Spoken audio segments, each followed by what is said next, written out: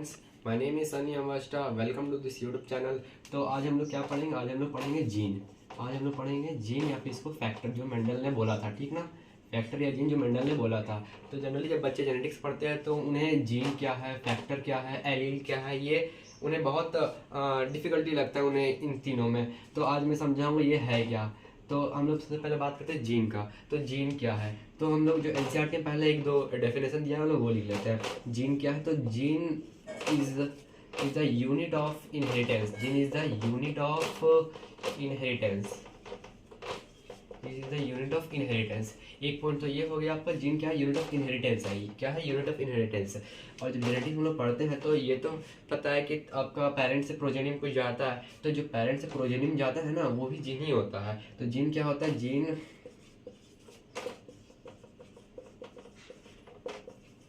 Transfer from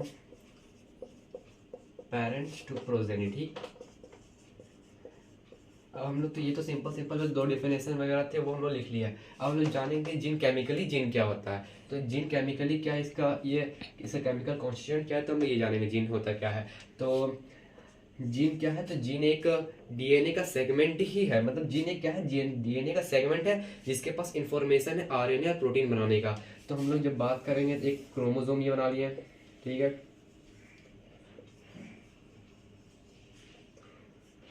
तो हम लोग मान चलिए एक सेगमेंट ले लेते हैं, ठीक ना। अब ये हम लोग सेगमेंट ले लेते हैं। तो ये क्या है?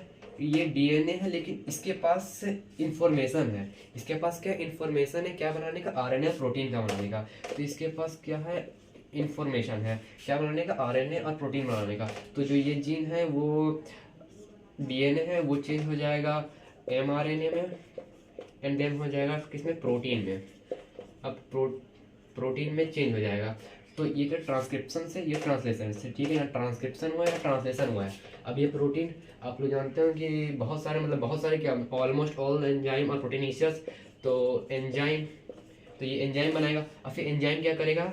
सबस्ट्रेट को प्रोडक्ट में चेंज करेगा। तो ऐसे ये फेनोटाइपिक कैरेक्टर लाएगा, ठीक है, कि सबस्ट्रेट को प्रोडक्ट में चेंज करेगा और फेनोटाइपिक कैरेक्टर आएगा। ये तो बात हो गया जीन के, कि जीन क्या है? फैक्टर। मतलब बात कर लेते हैं फैक्टर क्या है।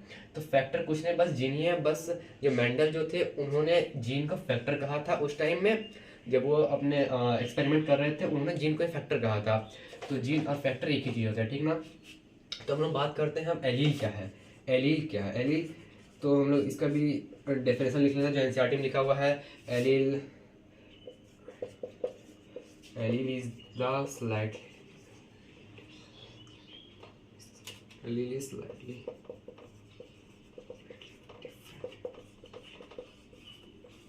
different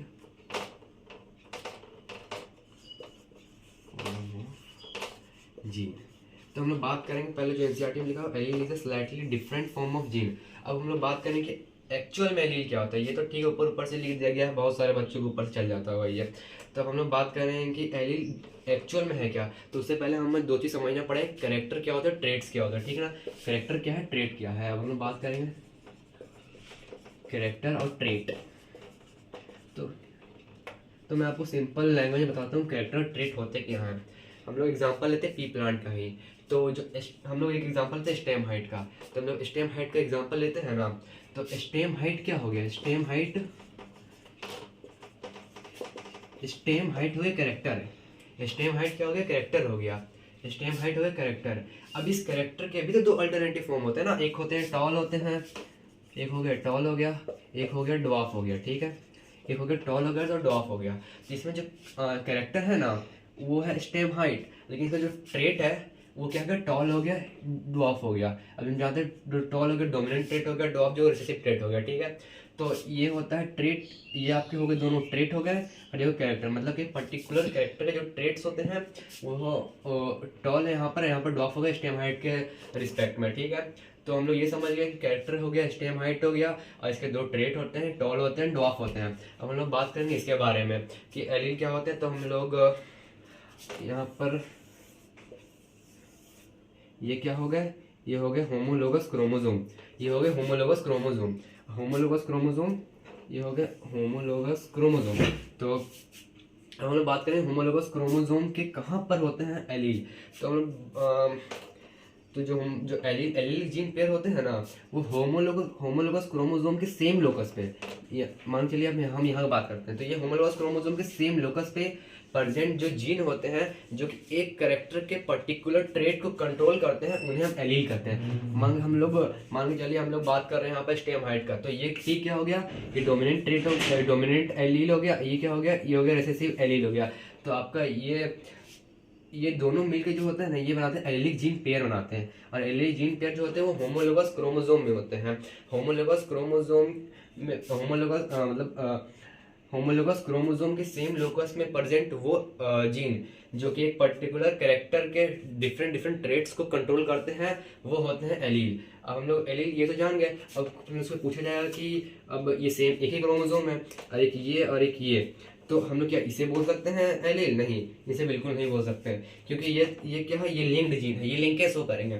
ये आपका इंडिपेंडेंट असॉर्टमेंट और सेग्रीगेशन शो नहीं करेंगे, ये क्या शो करेंगे, ये लिंकेज शो करेंगे। तो ये नॉन एलिलिक जीन पेयर हो गया, ठीक है ना, ये हो गए नॉन एलिलिक जीन पेयर, ये हो गया नॉन एलिलिक जीन पेयर, ये नॉन एलिलिक जीन पेयर हो गया। ये क्या हो गया, ये हो गया एलिलिक जीन पेयर, ये हो गया एलिलिक जीन, ये हो गया एलिलिक जीन पेयर, ठीक है।